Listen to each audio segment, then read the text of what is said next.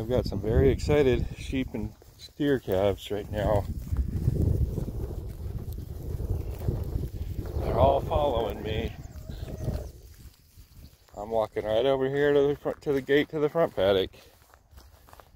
Not that they don't have decent grass where they're at, but this stuff hasn't been touched in about 3 weeks, 4 weeks, I think. Anyways, between 3 and 4 weeks since anything's been in this front paddock. I've got all, here, let me back up here. See if I can see it. Come on. Don't want the goats to go. Oh, that would work right there. I'm trying to get to where I can wean these two. They keep, yeah, I want the other sheep up front, but I don't know. If they all get up there, they all get up there. I want them to have a chance, just not the goats. They followed. I want everything else to be able to go up front except the goats.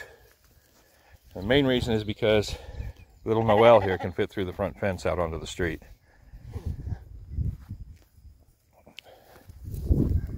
All right, hey, let's go this way. You, go that way. Let's go, let's go. There you go, you made it. Now if we can get the other 2 sheep up there and keep the 2 lambs back here, I mean, either way, I've separated the mama from the babies. I might just leave it like that.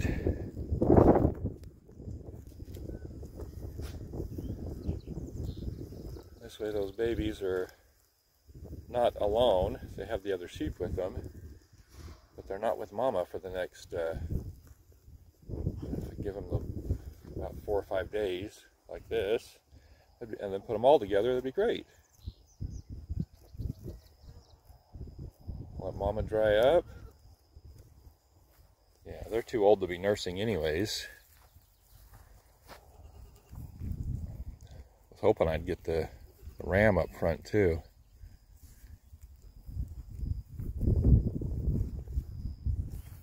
I'm gonna try that. Try and get the ram up front without getting the 2 babies up front. What you doing? Mr. Ram, do you want to go up front too?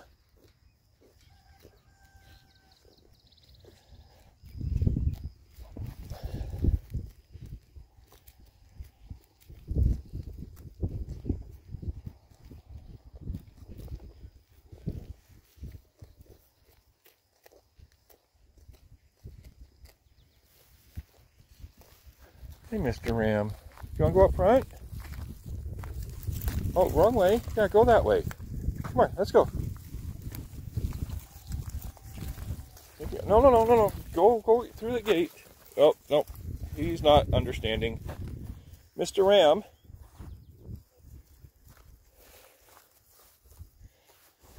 Oh, well. We'll just leave Mama up front. She'll start freaking out in a couple hours, realizing her babies aren't there. Oh, you finding something good to eat?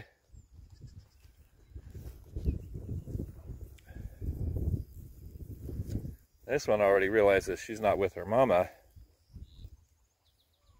I think I'll leave it like this. There's no shade up front anyways, other than afternoon shade right here at this structure, which I never completed. It's designed to be a little T-shaped shelter, and then I was going to put a roof over it with leaving about a 1-foot gap between the walls and the roof. I was short one piece of plywood when I built it. I needed to have one more sheet of plywood right here, and then I was going to do a post back here to 8 feet, so which would have been even with the gate. The gate would have closed right to it.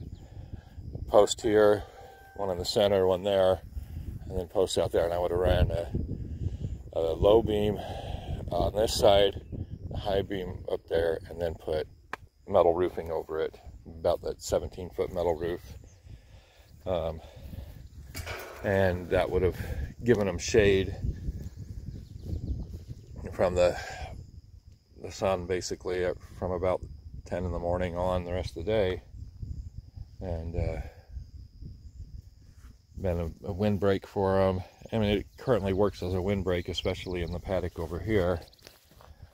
Basically two L-shaped, so it has an L-shaped windbreak right here, one on the other side, and then this way. Yeah, and for sheep, I could have even just come in right here with a piece of plywood along this fence, and then that's would have given them a bit of a windbreak here. But my original plan with it, when I was building it, I had a dairy cow, and so I had this part attached to this one paddock right here, and my plan was when that dairy cow came into milk, after about 2 weeks of her nursing her baby, I would start separating them at night so that she was full in the morning, and then get a milking stand here in the little shelter and milk her, and then let her back out here with the baby. That was the plan, but when we got her bred, she broke a hip, and we ended up having to get her processed. When we bought her, she was just at the end of her milk. She was drying up, and came with a couple of calves. Well, she came with 4 calves, just because the people that had her sold the other dairy cow that was nursing those calves and didn't sell the calves with them. And they knew she was still had a little bit of milk, so they basically gave us those 4 calves. And we ended up selling one of the calves. We lost one to an ice storm, and processed one, I think, was what ended up happening on that. Yeah. Anyways, I've got the sheep separated. My mama is up front with the 2 steer calves, and the babies are in the big paddock with the ram and the other ewe lamb. If I can keep them like this for the next 4 days, my mama will dry up, and the babies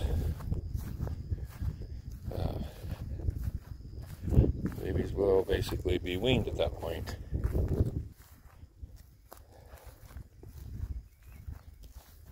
And yeah, I'm not going to worry about trying to move the ram up front now. He'll do just fine back here with the babies, and yeah, that mom, she's happy as can be. She can have a fat belly. Yes, there is much better grass up front than there is in this area, because there's been a lot more pressure in this area, but that front paddock is much smaller. Front paddock's basically 3/4 of an acre, whereas the paddock that they're in right now is somewhere between 3.5 and 4 acres. And then plus they have access right now to this paddock, which is just 60 foot by 80 foot. And then this other 60 foot by 80 foot paddock that has the wooden shelter in it, it is resting currently, has been for about a month. I'm going to give it about another month. My intent with resting this one was I was going to try and put the lambs in here to wean them. Put a water trough in here, and so I was figuring, okay, let it rest for a month so that they get good grass growth, good clover growth. Sorry, speech doesn't always do great. And yeah, and then I was going to put the lambs in here, but and if I can get them over here, it still wouldn't be bad. But the grass out here has grown up just quite nicely. Also, there hasn't been enough pressure on it to stop it from growing, so we're getting, and the rain this year has been just amazing compared to the last few years. But a lot of the hay cutters are having trouble getting big enough gaps in the rain to get their hay cut. So I think this week we'll probably see a whole bunch of fields getting cut, because they've got from today until Thursday with hot, dry weather.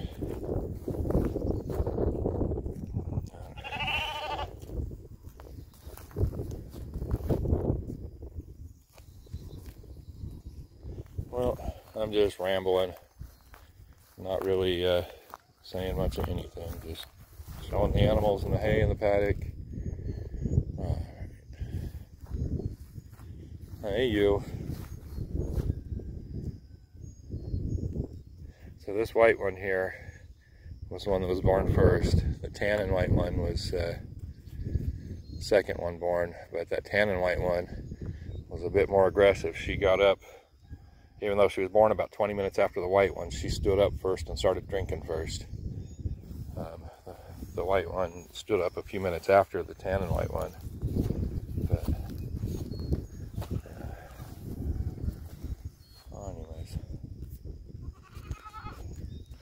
pond is pretty full right now. Never did get this pond. Oh, a turtle just ducked under the water. It was sticking its head up right here to get a drink. I don't know if I caught that on camera.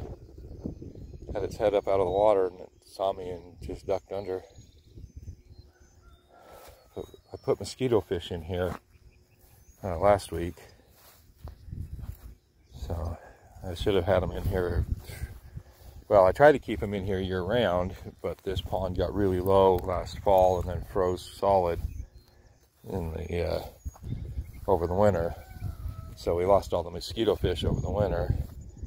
But like I was saying, I never did finish the pond the way I wanted it. I wanted it to be about another 4 feet deeper. You can see up out of the water over here. I wanted that to be the overflow point. So that, and then I left a little bit of a dip in the pond dam there, but the problem was I didn't have the piece of equipment here long enough to get the pond dam on this side finished, and so it never got as high as I wanted it to over here. And so the pond doesn't hold as much water as I wanted it to. If I'd finished this pond dam off, I'd have been able to hold about 4 foot more water, 4 foot deeper. And with it being about an 1/8 acre, well, it expand basically another acre foot worth of water in this pond.